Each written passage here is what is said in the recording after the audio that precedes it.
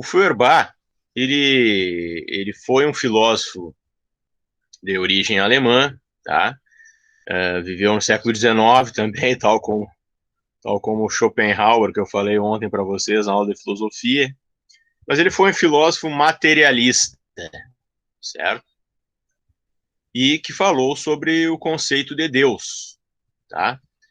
Bom, o que é ser um materialista, né, no campo filosófico? Quer dizer que para ele tudo, né, se reduz a um mundo material, não existe um além do mundo material, certo? Então ele ele não reconhecia a existência de coisas além do mundo material, né? Então até mesmo o pensamento, né, estaria dentro deste mundo material. Por exemplo, quando a gente fala do, da mente, né, a mente estaria ligada ao cérebro, seria uma função do cérebro, né, e não algo independente do cérebro, né? Então não reconhecia nada além do mundo material, tá? O Feuerbach influenciou o Karl Marx. Karl Marx, que vocês já viram muito aí nas aulas de sociologia, tá? O Karl Marx, junto com outro cara chamado Engels, tá? Desenvolveu o chamado materialismo histórico dialético, que é uma teoria importante na sociologia, porque ela serve para analisarmos as sociedades humanas, o desenvolvimento das sociedades humanas, né? E vai abordar o conceito de modo de produção, de classes sociais, de luta de classes, capitalismo, social e tudo mais, tá? Mas isso é só uma curiosidade para vocês no momento, tá? Porque a gente não vai falar hoje do Karl Marx, né? Mas lembrem, né, que o Feuerbach influenciou o Karl Marx, isso é importante para a aula de sociologia e de história de vocês, tá? Bom, mas o que o Feuerbach fala sobre Deus? O Feuerbach vai dizer o seguinte, que Deus, né, não existe independente da imaginação humana. Então ele tem uma visão ateísta sobre a divindade, tá? Ele não reconhece uma existência independente, né, da imaginação humana para a divindade. Então Deus seria um produto da imaginação humana. Mas como é que ele explica isso aí? Ele vai dizer o seguinte, vai dizer que a humanidade, como espécie, faz parte da natureza e é dotada de capacidade racional e imaginação, né? E nas suas tentativas de explicar a si mesma, né, e a realidade na qual está inserida, recorre, né, a alguns meios imaginativos, né, além também da capacidade racional, né? A religião é uma forma de tentar compreender o mundo, né? E na religião há muita imaginação envolvida, muitas alegorias poéticas, metáforas, né? E o conceito de Deus ele vai revelar algo sobre a espécie humana, sobre como a espécie humana entende a si mesma. Se nós formos observar as religiões antigas, por exemplo, na Grécia antiga, o politeísmo grego, nós vamos ver, né, que os deuses eles expressavam características que são características humanas, né, como vaidade, a ira, né, ou então sabedoria, né? Então são características negativas ou positivas, né? Nem sempre são características apenas positivas, muitas vezes são características negativas também levadas ao extremo, tá? Então, os gregos pegavam algumas qualidades humanas e atribuíam às divindades e levavam isso ao extremo. Então, lá tinha o deus da guerra, né? Não apenas características, mas também atividades humanas, né? Coisas que eram vistas como importantes pela cultura grega. Então, tinha o deus da guerra, tinha o deus do vinho, tinha o deus do amor, tinha a deusa da beleza, tinha o deus do fogo, que também era o deus dos ferreiros, né? Porque a arte de transformar, né, o ferro em objetos em geral, em especial armas, era algo importante. deus Hefésto, então era importante para eles. Né? Tinha o rei dos deuses lá, que era o Zeus, e ele se irava, né, e castigava os humanos com raios e tudo mais. Né? Ele era vaidoso, ele era hedonista também, né, gostava dos prazeres, né, prazeres humanos. Né? Então, por exemplo, ele seduzia mulheres, esse tipo de coisa, né? Se apaixonava por belas ninfas. Né? Zeus era assim. Né? Por contrapartida, a esposa dele tinha ciúmes dele, castigava as ninfas, né, que se relacionavam com Zeus por conta disso, porque ela tinha ciúmes. Então, os deuses gregos expressavam, né, características humanas ou então simbolizavam atividades, né, que eram importantes para a cultura grega, né, como a guerra, como a arte de transformar o ferro em objetos em geral, né, o vinho e tudo mais. Tá? Bom, mas e o cristianismo? Como é que entra o cristianismo na jogada? O cristianismo, que é uma religião que deriva do judaísmo, né, o judaísmo é que dá origem ao cristianismo e também depois o islamismo, é a mesma raiz, né, é a tradição judaico-cristã islâmica, são religiões monoteístas. O judaísmo não é a religião monoteísta mais antiga. Antes do judaísmo, no Egito Antigo já existia uma outra religião monoteísta, que era o culto a Aton, ou Aton, né, na época do faraó Akhenaton. Né? Foi a primeira religião monoteísta da história. E na época lá, segundo os historiadores e arqueólogos, bom, todo arqueólogo é historiador também, né, mas há vestígios arqueológicos que demonstram que os hebreus estavam por lá na época. Então, provavelmente eles foram influenciados pelo culto a Aton e assumiram isso aí na sua cultura, né? E depois levaram para a região que hoje a gente chama de Palestina, né? A Terra Santa dos judeus e tal, né? Bom, mas isso aí já é uma outra história. O cristianismo, eu vou abordar agora porque o Feuerbach fala sobre isso. Ele escreveu um livro sobre isso, e o nome é A Essência do Cristianismo.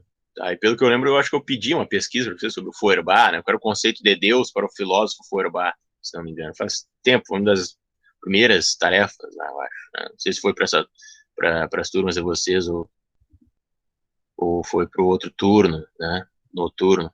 Bom, mas é importante esse tema igual, tá?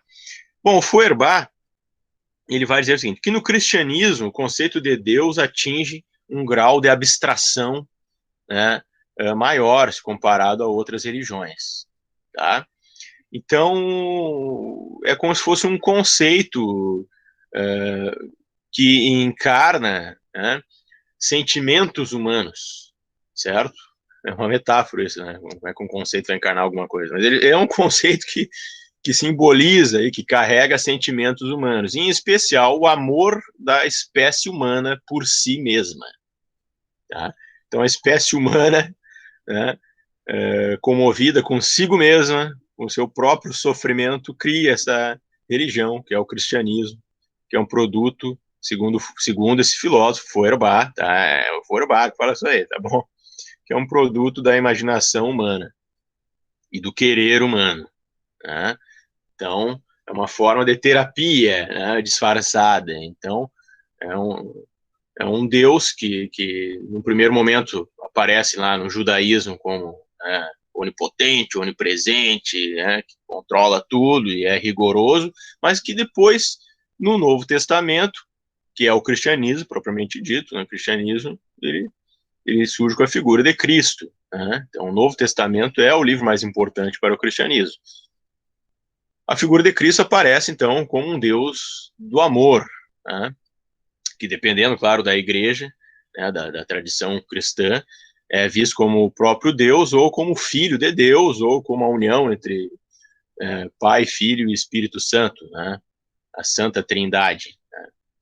Mas é uma divindade que representa, né, o amor. Né? Bom, então, essa divindade, ela representa o amor da espécie humana por si mesma, a, a, a comoção da espécie humana por si mesma.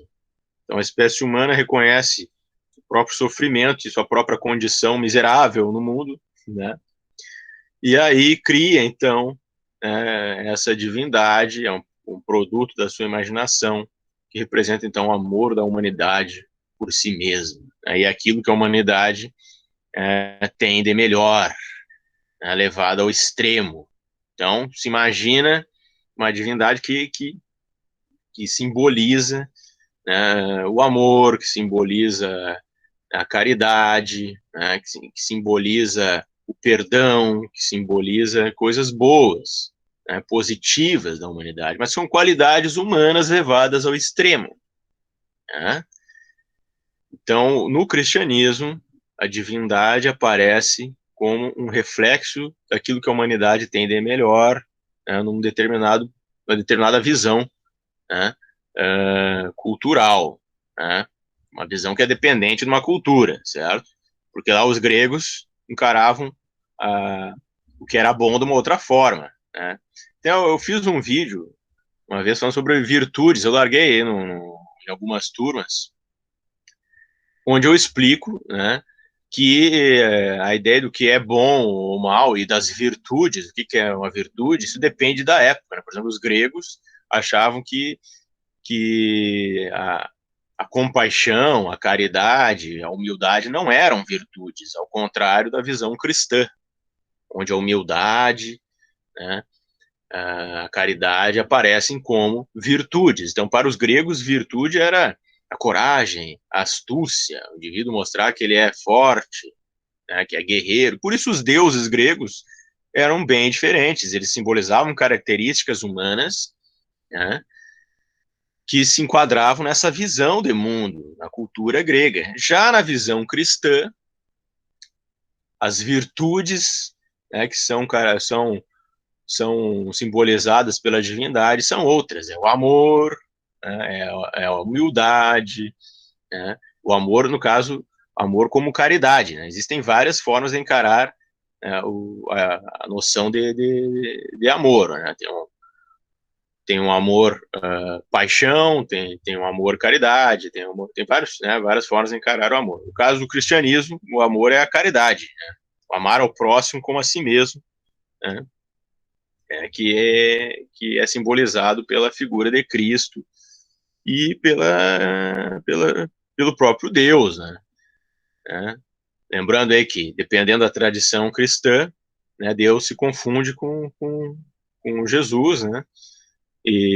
Mas em outras tradições, Jesus é apenas o Filho de Deus. É divino, mas não é Deus, ele é o Filho de Deus. Então, dependendo da tradição, Jesus é visto como Deus encarnado, e em outras, não, é apenas.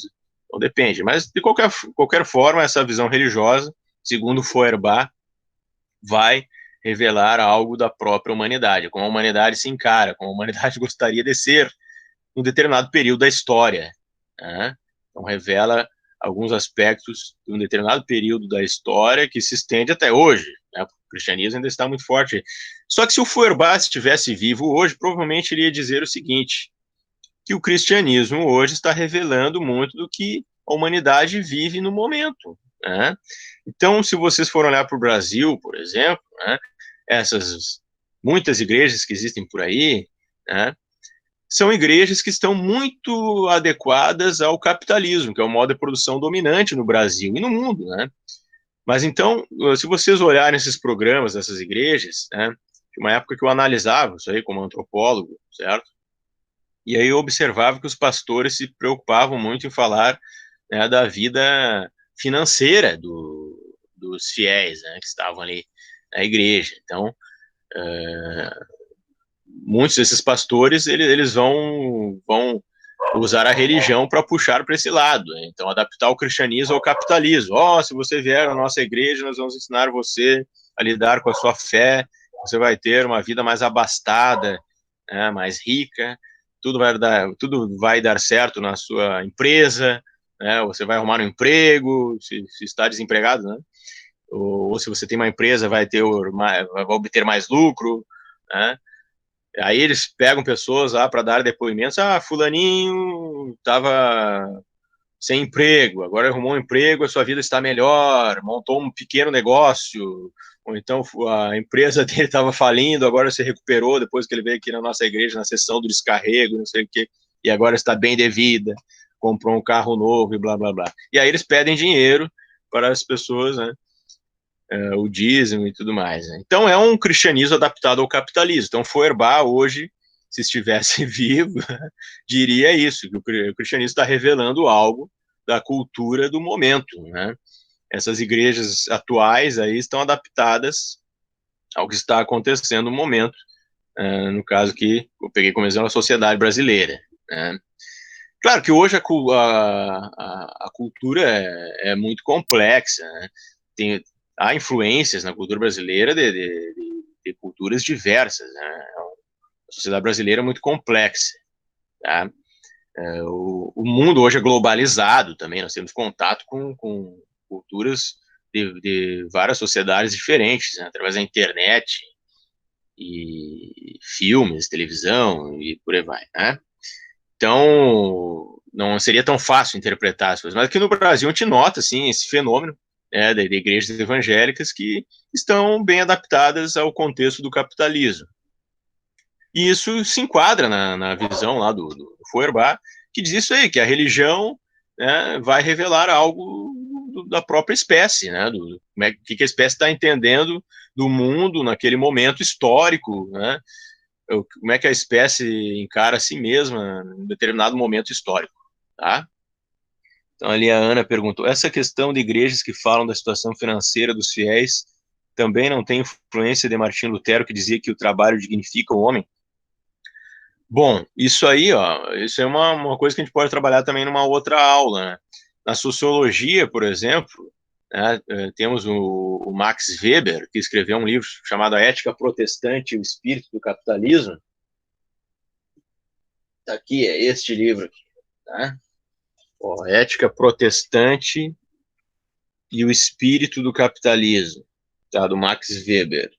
Onde ele vai lembrar lá do Martinho Lutero, mas em especial ele vai lembrar do Calvino, né? Porque para ele, no protestantismo, né, o Calvino é que vai aproximar mais o cristianismo do capitalismo. Né? Então, por isso que ele escreve um livro chamado essa Ética Protestante e o Espírito do Capitalismo, para mostrar como o cristianismo, aos moldes do protestantismo, né, foi benéfico para o desenvolvimento do capitalismo. Tá?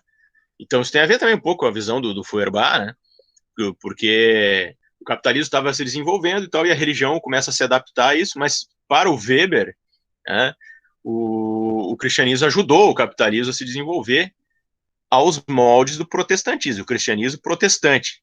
Então ele vai dizer no livro, né, que isso é um livro importante para a sociologia, depois vocês podem perguntar para o professor de vocês de sociologia, né, porque infelizmente não sou eu, né, este ano, mas olha ali o Renato. É interessante falar sobre isso mesmo, já que o Lutero criou a religião protestante para não terem mais que pagar o dízimo da Igreja Católica. Esse foi um dos vários motivos. O Lutero ele rompe com a Igreja Católica, né? Mas também isso revela interesses, né, da classe dominante lá na região onde o Lutero vivia. Ainda não era a Alemanha propriamente, eram vários principados, né?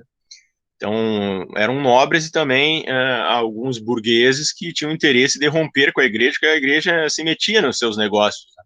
A igreja tinha muito poder ainda naquela época. Então, criar uma nova igreja era interessante. E aí ele foi um dos primeiros, né, o Lutero foi um dos primeiros a pegar a Bíblia e traduzir do latim para a língua local, para o alemão, no caso. E aí popularizar a Bíblia. E depois dele foram surgindo várias outras figuras. Né? Depois veio o Calvino, que vai aproximar ainda mais o cristianismo do capitalismo, que estava em desenvolvimento, né, na época, estava se expandindo, né, o modo de produção capitalista. E lá na Inglaterra surgem outras figuras também, né, o John Wesley, né, criou o metodismo, e aí já ele vai puxar para um outro lado. Né. Então, o cristianismo vai se adaptar a culturas locais e tal. Né? Mas no caso ali do Weber, que eu estava falando, ele vai dizer assim, que onde o protestantismo de linha calvinista predominou, o capitalismo se desenvolveu melhor. Diferente dos países onde o catolicismo era mais forte. E daí nós notamos, segundo o Weber, que o capitalismo nos países onde o catolicismo era mais forte não se desenvolveu muito bem. Então ele dá alguns exemplos, vai dizer assim, por exemplo, na Suíça, na Alemanha, né, na Escócia e na Inglaterra, o protestantismo é mais forte, por isso o capitalismo se desenvolveu melhor nestes lugares. Já em Portugal e na Espanha, o catolicismo é mais forte do que o protestantismo, por isso o capitalismo foi mais lento e é atrasado, né? Espanha e Portugal, vai dizer que ali o capitalismo foi mais lento e era atrasado na época que o Weber escreveu a Ética Protestante do Capitalismo, porque o catolicismo era mais forte ali nesses países. E aí, olhando até para o Brasil, né, o Brasil também, né, o capitalismo pareceu mais atrasado comparado aos Estados Unidos. Né? E aqui, até pouco tempo, e ainda é, né, a Igreja Católica é mais forte, né, que as igrejas protestantes. Agora está perdendo espaço. Mas o Brasil, por exemplo, foi um dos últimos países a acabar com o modo de produção escravista. Isso foi acabar aqui no final do século XIX. Enquanto isso, os Estados Unidos já estava lá, né, tentando desenvolver indústrias e tudo mais. Né? Claro que os Estados Unidos também teve uma guerra civil. Lá, o sul dos Estados Unidos era mais atrasado no que diz respeito ao desenvolvimento do capitalismo do que o norte. Né? Houve uma guerra e o norte acaba vencendo. Mas no Brasil, o catolicismo mais forte, segundo essa visão, teria atrasado o desenvolvimento do capitalismo aqui no Brasil. Né? E por quê? Porque a Igreja Católica ela não gostava do capitalismo. Se dependesse da Igreja Católica, né, segundo essa visão, nós estaríamos ainda na Idade Média, né, porque foi a época que a Igreja dominou, né, fazia alianças com os nobres e tudo mais. A Igreja tinha um grande poder. Por que a Igreja iria abrir mão disso aí, né? Então, o capitalismo acaba rompendo com essa hegemonia da Igreja. Né? Então, surgem novas igrejas, a reforma protestante e tudo mais, tá? A religião influencia o desenvolvimento econômico da sociedade também. Então, o catolicismo atrasou o desenvolvimento do capitalismo em países como o Brasil, Portugal e Espanha. Já o protestantismo ajudou, porque tem essa história do trabalho dignifica o homem, que alguém lembrou ele em cima, deixa eu ver ali, uma colega, a Ana, né? A Ana lembrou, depois o Renato também falou do Martinho Lutero. E também tem a questão do Calvino, né, que diz que quanto mais acumular riquezas, melhor, né, porque isso vai demonstrar que Deus gosta de mim, na verdade, se Deus não gostasse de mim, eu ia estar na pobreza e tudo mais, então o cara já é predestinado, né? Então, isso aí vai criar um tipo de moral que beneficia o desenvolvimento do capitalismo.